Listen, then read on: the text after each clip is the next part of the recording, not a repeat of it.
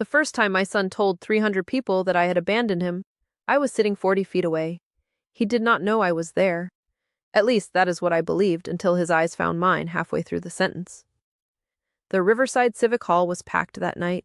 Teachers, donors, local business owners, former foster kids, reporters, volunteers. On the screen behind the stage was a photograph of my son beneath the words, Community Courage Award. Ethan Calder had built Anchor House, a youth organization for teenagers who felt unwanted, forgotten, or discarded by their families. I knew why. He believed his own mother had walked out when he was 11 and never looked back. My name is Ruth Calder, and for 12 years I wrote to that boy. Birthday cards, Christmas letters, school year letters, photographs, apologies, small stories about his grandmother, letters saying I was still there, even if he never wanted to answer. He answered none of them. Now Ethan stood under a warm spotlight and said, My mother left when I was 11. No birthday calls, no Christmas cards, not one letter. My fingers tightened around my chair. Beside me sat Elena Vega, Ethan's former fifth-grade teacher. She was 72 now, silver-haired, red glasses, still wearing the little gold pencil pin her students used to tease her about. At her feet was a battered gray document case. Ethan had no idea what was inside. 164 copies of letters and cards I had sent over 12 years. Mrs. Vega had kept everyone. When Ethan said, Not one letter, she bent toward me. If he says it again, I'm opening the case. No, Ruth, I did not come here to destroy his night. He is receiving an award for surviving a story someone manufactured around him. He believes it. That is why he needs the truth. On stage, Ethan continued, My father stayed. My father did the work. My father taught me that the person who remains is the person who loves you. The applause began. In the front row, my former husband, Mark, stood first, one hand over his heart. For 23 years, he had been praised as the father who raised an abandoned boy alone. At churches, fundraisers, business dinners, even in early Anchor House interviews, my absence had become his medal, and I had spent 2 decades wondering whether speaking would hurt Ethan more. That night, I finally understood. My silence had protected the wrong person. But to understand why I stayed silent, you need to go back to the summer Ethan turned 11. My mother had early dementia. I worked mornings, cared for her most afternoons, then came home to Ethan and Mark. I slept badly, forgot appointments, cried in the car, and kept telling everyone I was fine. Mark did not help much. He did complain. Your mother is stealing you from this family, he told me once. I thought he meant it as an angry sentence. Then Ethan repeated it. Dad says every time Grandma calls, you choose her. I confronted Mark. He shrugged. He has eyes. 3 weeks later, police found my mother walking beside a county road at 2 a.m. in slippers. 2 days after that, I collapsed at work. The hospital ruled out a heart attack. I had suffered a severe panic episode after months of stress and almost no sleep. The doctor recommended that I step away from caregiving briefly. My sister Laura offered me her spare room. I told Mark I would stay with her for 3 weeks. 3 weeks. I packed 1 suitcase. Half my clothes stayed home. My winter coat stayed in the hallway. A dentist appointment for the following month stayed on the refrigerator. The morning I left, Ethan cried in the kitchen. Are you coming back? I held his face. Of course. When? 3 weeks. Promise? I promise. Mark stood behind him. I looked directly at my husband. 3 weeks. He nodded. 3 weeks later, I came home. My key did not work. A woman I had never seen opened the door and told me she rented the house. Mark's phone was disconnected. He no longer worked at the warehouse. Ethan's school told me he had been withdrawn. 2 days later, family court papers finally reached Laura's address. While I was away trying to recover, Mark had asked for temporary custody, described my panic episode as instability, and moved Ethan hundreds of miles away. I contested it. I showed the 3-week plan, my medical records, and messages proving I intended to return. But by then, Mark controlled Ethan's home, school, telephone, and most importantly, the explanation. Your mother left. Your mother chose another life. Your mother is unstable. Your mother may try to take you away. During the dispute, I was warned not to appear unexpectedly and to use approved contact channels. So I followed the rules. That was one of the worst decisions I ever made. A supervised call was scheduled. Ethan never came to the phone. Another was canceled. A reunification meeting was scheduled. I drove 4 hours. Mark and Ethan did not appear. Then another delay, another cancellation. Each week I waited, made the next attempt harder. Eventually I broke the rule emotionally, if not legally. I went to Ethan's school, not to remove him, just to see him. The office recognized my name immediately. Then I saw Ethan in the hallway. He had grown barely an inch, but I noticed. Ethan. He stopped. For 1 second his whole face opened, then fear replaced it. Why are you here? To see you. Dad said you might come. I've been trying to call. He said you're trying to take me. I'm trying to talk to you. You left. For 3 weeks. You left me. I came back. His eyes filled. Dad said you wanted another life. That is not true. He said you told him. I never did. He shook his head. Stop lying. The vice principal moved closer. I should have fought harder right there. Instead, I saw a frightened 11-year-old and treated his fear as a boundary. I love you, I said. Please go. So I went. I have regretted that hallway for 23 years. 2 days later, I wrote him 6 pages. I did not attack Mark. I did not ask Ethan to choose. I wrote, Dear Ethan, you are allowed to be angry with me, but I need one thing to come from me, not from another adult. I did not leave because I wanted a life without you. I went to Aunt Laura's because I was sick from exhaustion and panic. I believed I was leaving for 3 weeks. I came home. You were gone. I love you whether you answer or not. Mom. 12 days later, the letter came back. Refused. I sent another. Returned. Another. Returned. Then I mailed one to Ethan's school. That was when Elena Vega called me. Is this Ruth Calder? Yes. I teach Ethan's language arts class. My knees nearly gave out. Is he okay? He's safe. Please give him the letter. I can't. The office has instructions regarding family correspondence. I am not dangerous. I didn't say you were. Then please don't help somebody erase me. I immediately apologized. She said, Don't. Answer a question instead. Do you keep copies? No. Start. Why? Because adults remember what helps them survive. Children remember what they hear repeatedly. Paper remembers what happened. The next day, I sent her copies of my first letters. I included a note saying I did not expect her to deliver them. I only needed one other human being to know I was writing. She replied, I will keep them sealed. That arrangement lasted 12 years. Mrs. Vega never acted as a secret messenger. She did not violate the school's restrictions. She simply kept a copy whenever I mailed Ethan an original. At first, almost every original came back. Then something strange happened. They stopped returning. I thought that meant Ethan was receiving them. That hope kept me writing. On his 13th birthday, I told him I still had the broken blue cup he made in 3rd grade. When my mother died, I wrote that on her last clear day, she had asked about him. When Ethan turned 16, I wrote that I wondered whether he was driving. When he turned 18, I wrote, Nobody gets to decide for you now whether you speak to me. I will not appear at your door, but if you want one conversation, my number is below. No call. I kept writing. Then, when Ethan was 23, one envelope came back. It had been opened. Across the front, in black marker, were 4 words. Stop writing to me. I stared at it for hours. Ethan was an adult now. I believed he had finally answered, so I stopped. Mrs. Vega asked whether I was sure the handwriting was his. I told her the truth. I don't know my own son's handwriting anymore.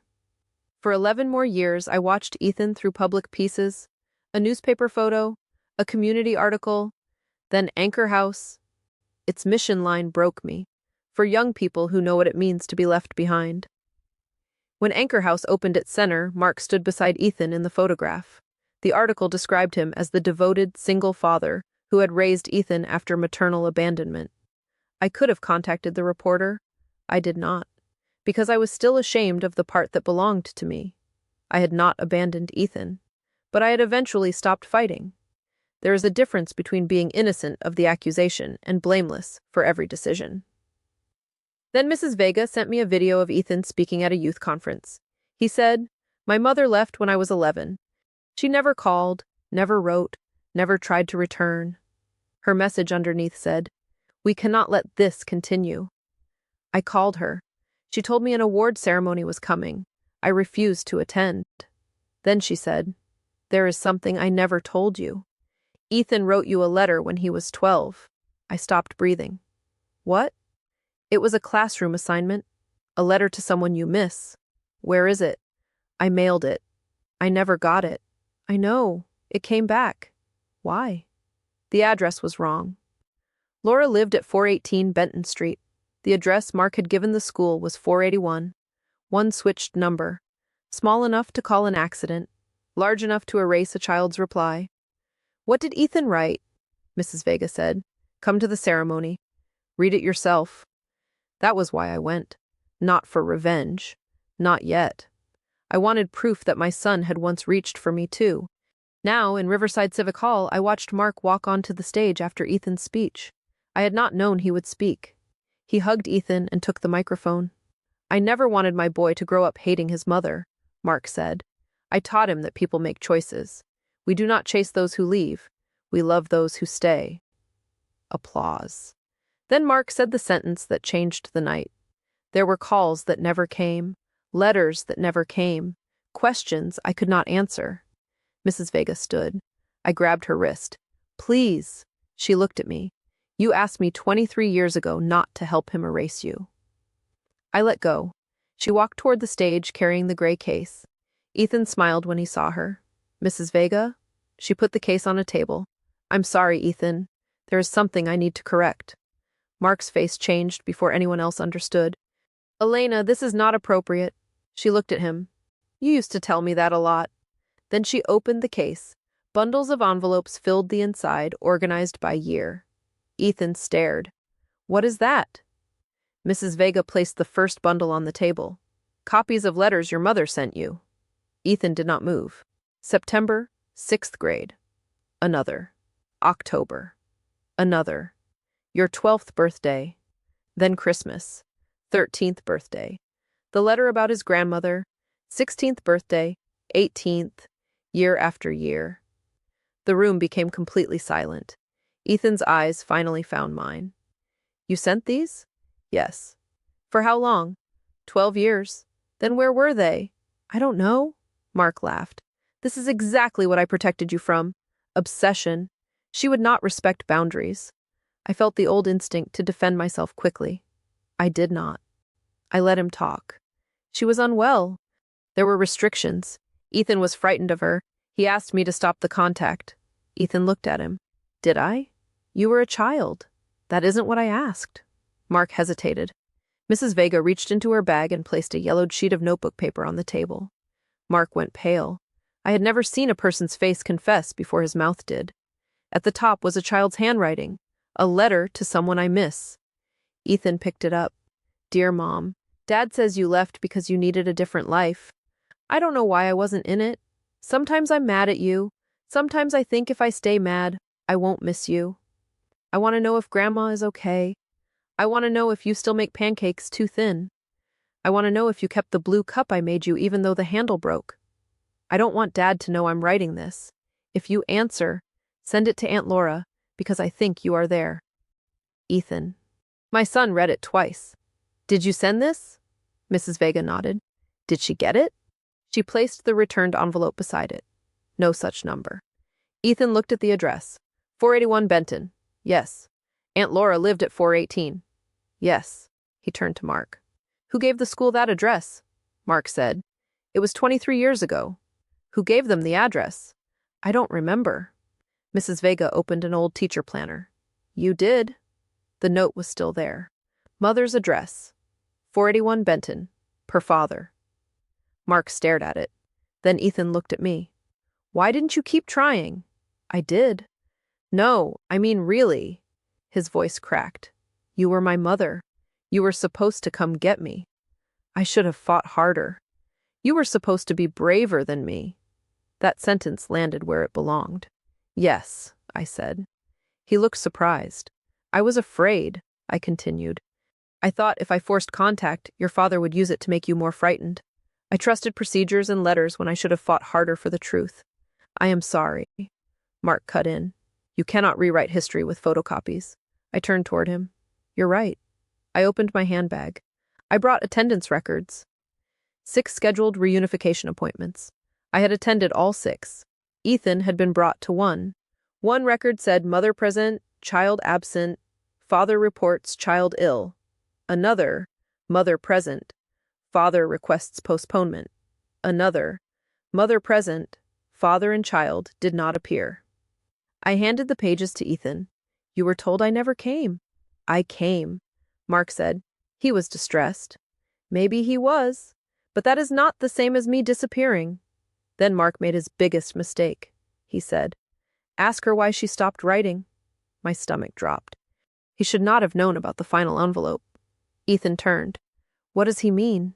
I held up the envelope. Stop writing to me. When you were 23, this came back. I believed it was you. Ethan took it. I didn't write this. Mark looked away. Ethan saw. So who did? Mark said. How would I know? Mrs. Vega turned the envelope over. On the back was a small blue number, 214. She said, Mark used to number household paperwork. Mark scoffed. Millions of people number paperwork. Mrs. Vega looked at him. I never said the number was yours. Mark froze. A murmur moved through the hall. Ethan stepped closer. Did you see my mother's letters? No. Ever. I handled mail. Did you see one? Probably. What did you do with them? I was protecting you. The room reacted. Not no. Not never. Protecting you. Ethan stepped back. From birthday cards? From confusion. Did you tell me she never wrote? Mark's control began slipping. I told you what you needed to hear. 7 words destroyed 23 years of moral authority. Ethan stared at him. What I needed to hear. You were finally stable. You made me stable by telling me my mother did not want me? She left. For 3 weeks. She chose to go. And you chose to move me before she came back. Mark's jaw tightened. You have no idea what living with her was like. She cried. She was exhausted. She could barely function. I let him finish. Then I said, I had a panic attack while caring for my mother with dementia. Mark turned toward me. You chose your mother over your family. My mother was sick. And I had a son who needed stability. Our son. Not when you left. Ethan flinched. Mark had finally said the quiet part too clearly. You decided she stopped being my mother because she got sick? Ethan asked. I decided somebody had to protect you. From her phone number? No answer. From the letter telling me Grandma died? No answer. From a birthday card? Mark said nothing. Diane stood in the front row. I'm leaving. Ethan stopped her. Did you ever see one of these letters? No. Too fast. Ethan noticed. He picked up the copy of my 16th birthday letter. Inside it, I had included a photograph of Ethan and me at a county fair, sitting in a Ferris wheel car when he was 8. He read one line aloud. I found the old Ferris wheel picture. You were terrified until we reached the top. Diane said. That picture was so blurry you could barely see his face. Silence. Her hand flew to her mouth. Ethan slowly looked up. You said you never saw a letter. I may have seen one. What happened to it? Your father, Mark snapped. Diane. She turned on him. Do not. Then she looked at Ethan. He burned it. The hall gasped. Mark said. One letter. Diane laughed bitterly. No. Diane. You told me they were poison. You said if Ethan believed Ruth still wanted him, he would never bond with me. Ethan looked at her. How many did you destroy? I don't know. 10? She looked away. 20? Nothing. Mark stepped toward her. That is enough. Ethan blocked him. No, it isn't. Then he held up the stop writing to me envelope. Who wrote this? Diane stared. Mark said, Don't.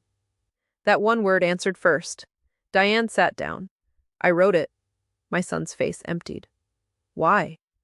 Your father asked me to. She's lying, Mark said. Diane looked at him. You handed me the marker. You said Ruth would never stop unless she believed the rejection came from Ethan. Mark moved toward the gray case. Mrs. Vega closed one hand over the lid. Those are private family documents. She looked at him. Whose family? Give them to me. Ethan turned sharply. Why? Mark stopped. Ethan pointed at the case. If you never saw the letters, why do you think they belong to you? Mark's mouth opened. Nothing came out.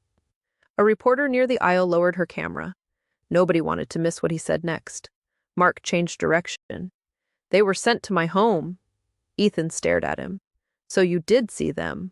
I said I handled mail. You just said they were sent to your home. They were disruptive. To who? To you. I never received them. Mark's voice rose. Because I knew my son. Ethan's face changed. No. You knew the version of me you were creating. Mark reached for the case again. This time Ethan stepped between them. Do not touch it. I am your father. And those letters have my name on them. For 23 years, Mark had decided what reached Ethan.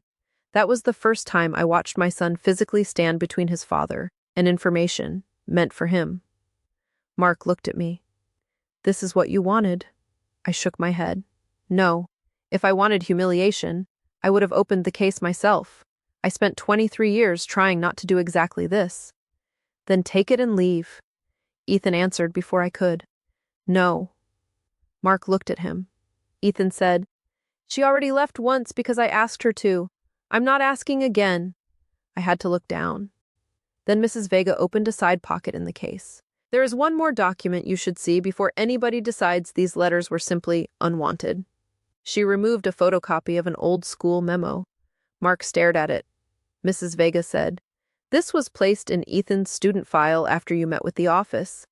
Ethan read the line at the bottom. Any personal correspondence from Ruth Calder is to be held for parent review and not delivered directly to student. Below it was Mark's signature. Ethan looked at him. You told the school not to give me her letters, Mark said. You were 11. And when I was 17? No answer. When I was 18? Mark looked away. Ethan held up the forged stop writing to me envelope. And when I was 23? That question ended any possibility that this had been a temporary decision made for a frightened child. Mark had not protected an 11-year-old for a few months. He had protected his own story for 12 years. For 23 years, I had imagined revenge as Mark finally admitting what he did. The truth was better. He never got the dignity of choosing confession. The people who helped him maintain the lie began confessing around him. Ethan walked to the microphone. 20 minutes ago, I accepted an award for surviving abandonment. He looked at the case. I now know the woman I accused of never contacting me wrote for 12 years. Then he looked at me. That does not erase the choices she wishes she had made differently. It does not erase what I felt as a child. I nodded. But it changes who controlled what I was allowed to know. He looked toward Mark. My father serves on the Anchor House Advisory Board. I cannot remove him by myself, and I will not pretend I can. Tomorrow I will ask the board to review his role and every public statement our organization has made using my family story. Mark said, Ethan? My son did not turn. If Anchor House tells young people that truth matters, our own story cannot be exempt. Then he faced the audience. And I owe Ruth Calder a correction. He did not call me Mom. I was grateful he did not force it. I told you she never wrote. That was false. I did not knowingly lie. I believed a lie. People started to applaud. Ethan raised his hand. Please don't. This is not a victory. Silence. This is what happens when adults control the information between a child and someone they love. Then he stepped away. Mark tried to follow him backstage. Ethan turned. No. We need to talk. No.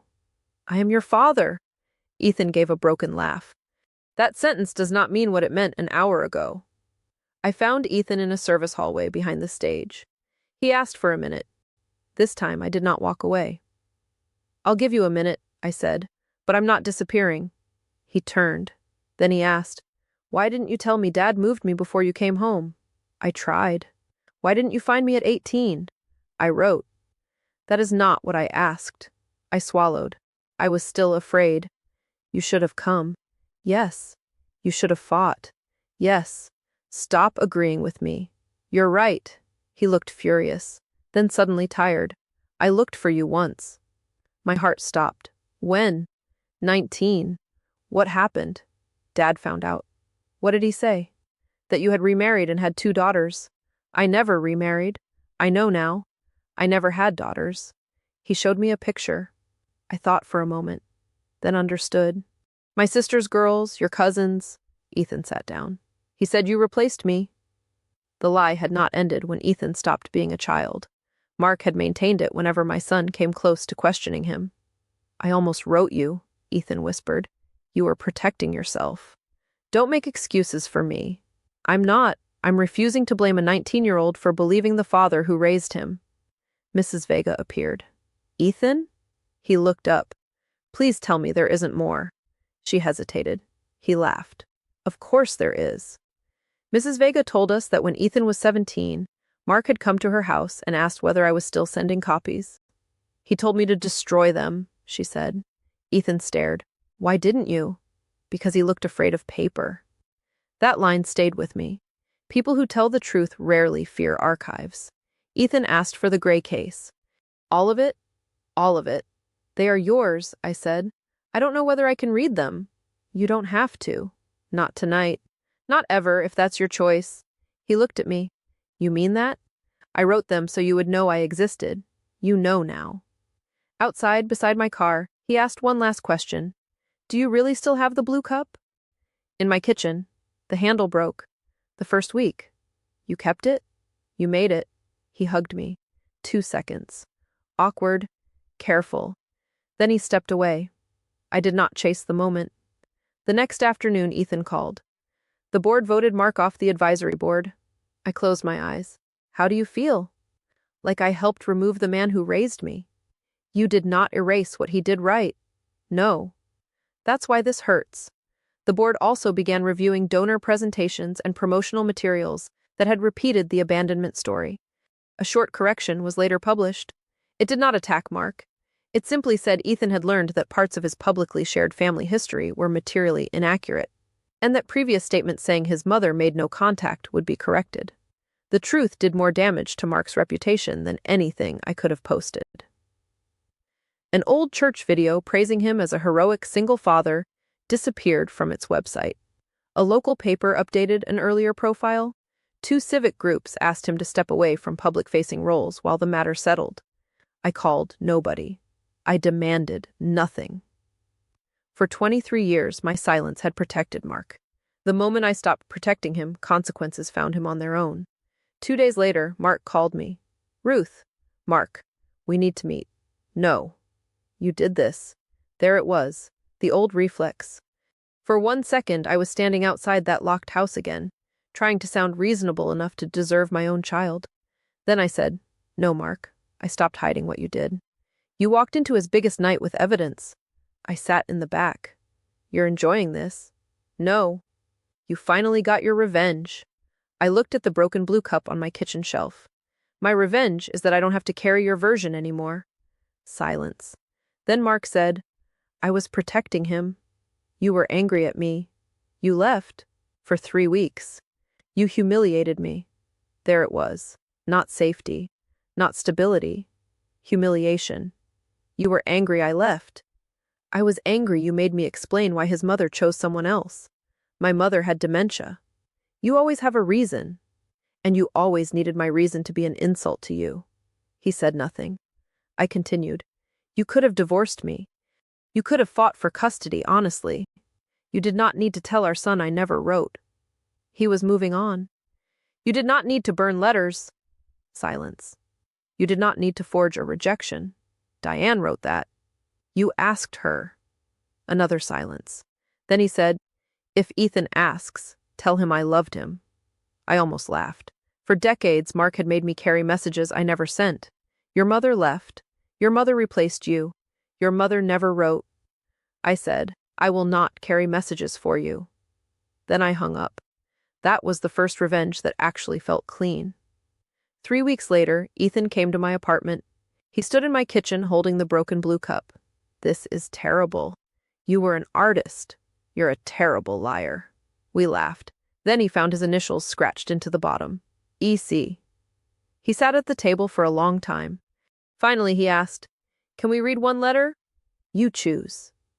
He picked the letter about his grandmother. Halfway through, he stopped. You wrote that Grandma asked if I still liked strawberry ice cream. Yes. I hated strawberry. I stared at him.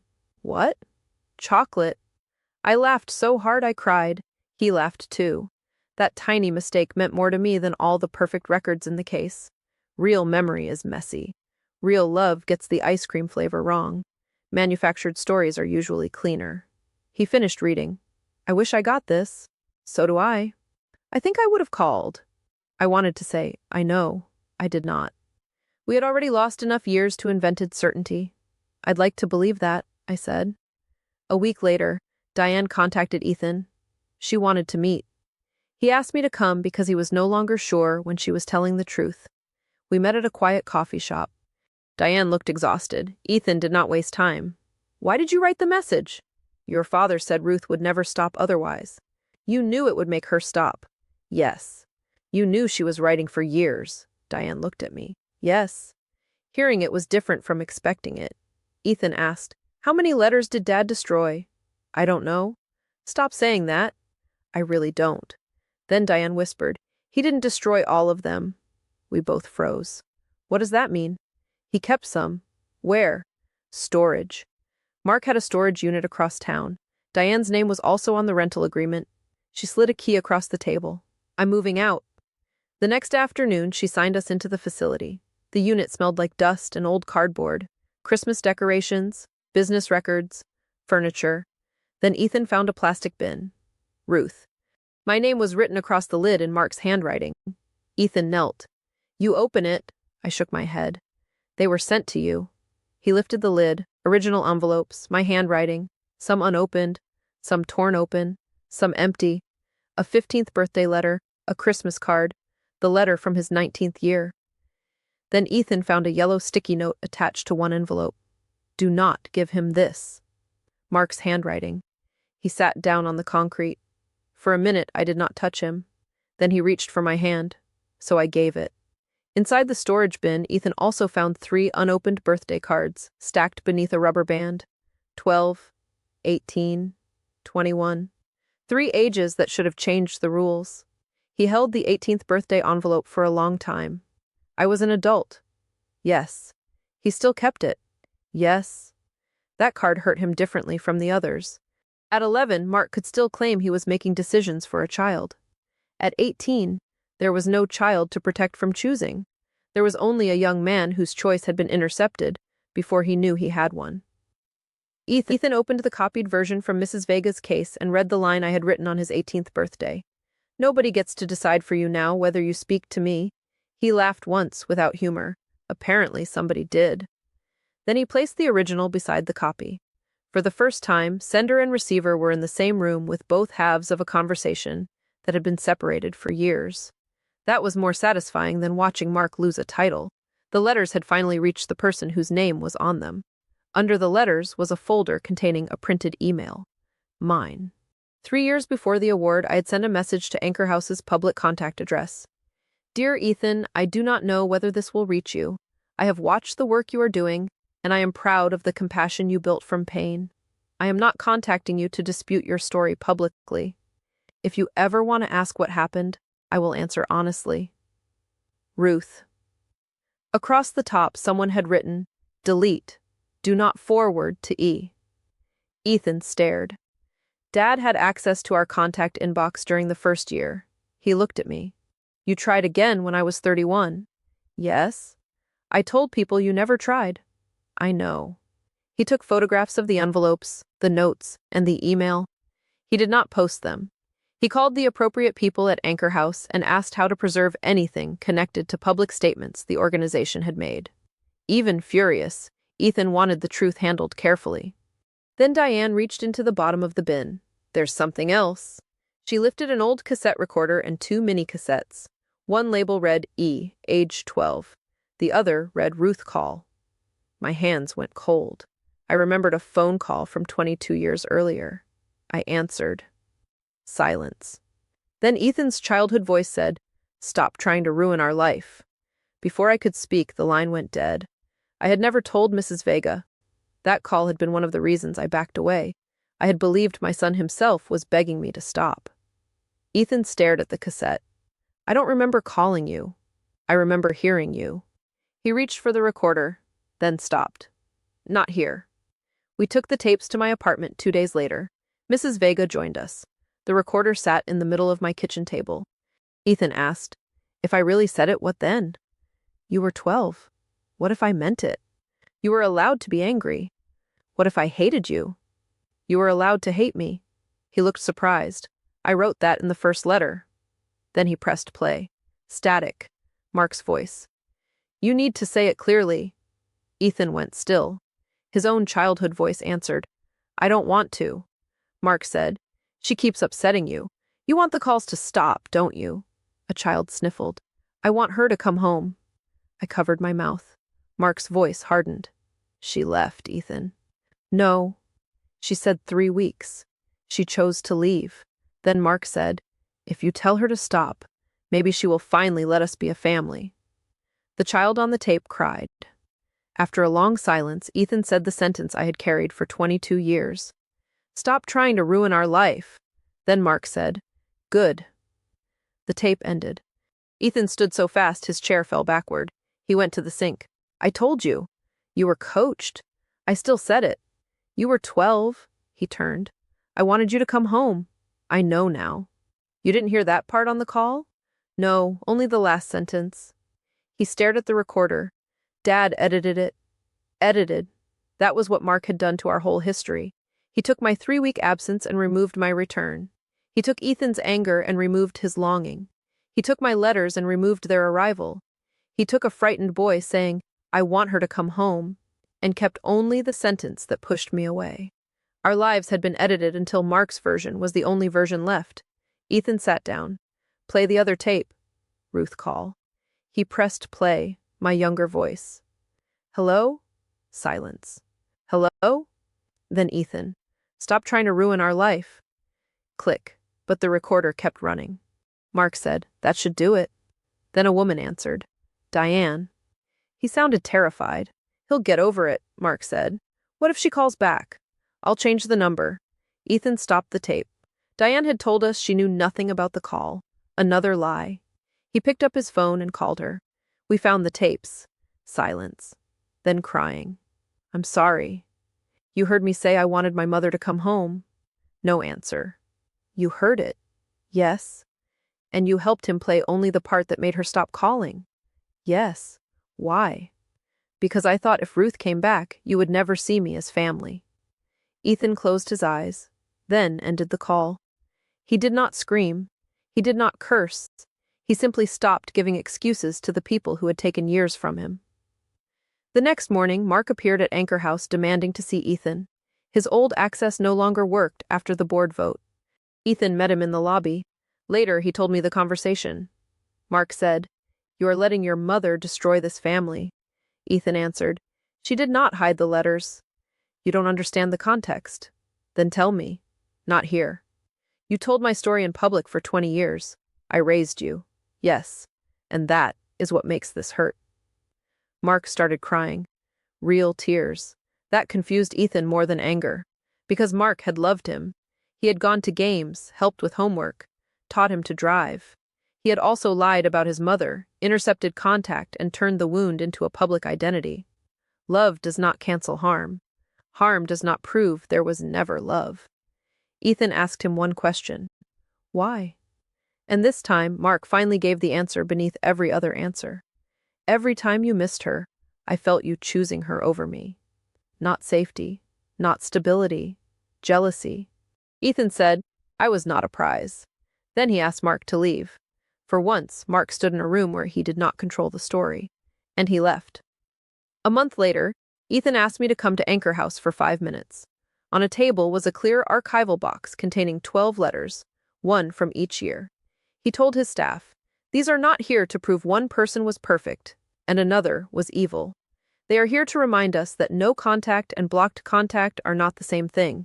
We do not tell a young person what another person feels when facts can be checked." That was Ethan turning pain into something useful again, this time without a lie underneath it. Mark eventually sent me one letter. After all the letters he had intercepted, he sent one. He wrote that he had told himself he was protecting Ethan, but that was not the whole truth. He had been angry when I left. When I returned, he became afraid Ethan would forgive me and blame him for moving away. Delays became lies.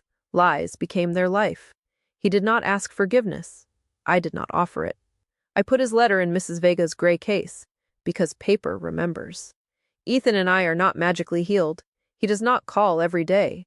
Sometimes reading an old letter makes him angry with me again because I did not fight harder. Sometimes I remember his childhood wrong.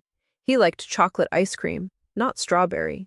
He hated a red sweater I thought he loved. He says I sang too loudly in the car. I remember him begging me to sing louder. We are rebuilding with imperfect pieces. That is more honest than pretending a box of letters repaired 23 years. But 3 months after the ceremony, Ethan knocked on my apartment door carrying groceries. "What is this? Breakfast? You cook?" "No." "That is worrying." He put flour, eggs, milk, and butter on the counter. Then he looked at me. "Do you still make pancakes too thin?" I laughed. "Apparently." We made terrible pancakes. He burned the first one. I ruined the second. For 23 years, I had imagined our reunion as a courtroom, a confession, a dramatic apology. It was pancakes. That was better. Before he left, Ethan stopped at the door. "Mom." I froze. He froze too. Neither of us mentioned it. "Yes?" He held up the cassette. I had the recordings professionally copied. "Okay. There is something at the end of the first tape that we did not hear." My stomach tightened. "What?" "Dad talking after he thought the recorder was off." "Diane?" "No." "Who?" "I don't know. A woman." He looked at me. "Dad said your name." "What did he say?" Ethan hesitated, then answered. He said, "Ruth can never find out who actually filed the first custody papers." The room went silent. Mark had always claimed he filed them himself. Ethan continued. The woman answered, "If Ruth learns I signed it, we both lose everything." I stared at the cassette in his hand. "I think there was someone else," he said. And for the first time since Mrs. Vega opened that gray case, I realized the lie that separated me from my son might not have started when Mark moved him. It might have started before I ever packed that suitcase, before the panic attack, maybe even before Mark told Ethan that his grandmother was stealing me.